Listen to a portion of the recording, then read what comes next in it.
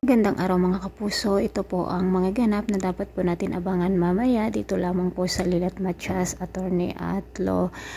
Inuulit-ulit pa rin po na nire-replay ang mga ginawang kasamaan nitong si Patricia at nagtagumpay nga po siya sa kanyang pagpapanggap na isa siyang inosente at ngayon nakuha na nga niya muli ang loob ni Ramir at bumalik sa kanilang bahay. Pati si Lilet ay pumunta rin po hiniling nila na tumira muna sa kanilang bahay at pumayag naman ang ating bida. Ngunit mayroon na namang pong balak gawin si Patricia at sinabi nga niya sa kanyang sarili na hindi niya matatanggap si Lilet sa kanilang pamilya kung kaya't isusunod niya itong patayin gaya ng ginawa niya kay Attorney Meredith Simons na nanay nila Lilet at Ira.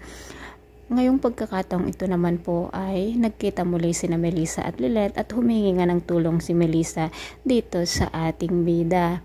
At sa pag-uusap nga ni na Attorney Alon at Attorney Kurt, sinabi nga ni Attorney Kurt na mayroon siyang pagtingin kay Lilet at ganun din si Attorney Alon, mayroon siyang pagtingin kay Ira mga kapuso.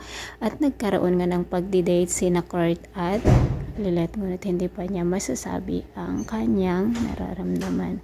Samantala mga kapuso, ito naman pong si Attorney Alon ay naiinis sa kanya si Ira.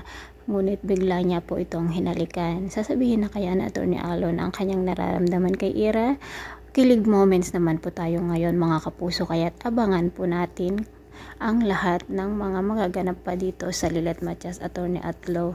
At abangan po natin kung kailan nila malalaman na si Patricia nga ang killer kay Attorney Meredith Simons. Maraming salamat po. Bye-bye.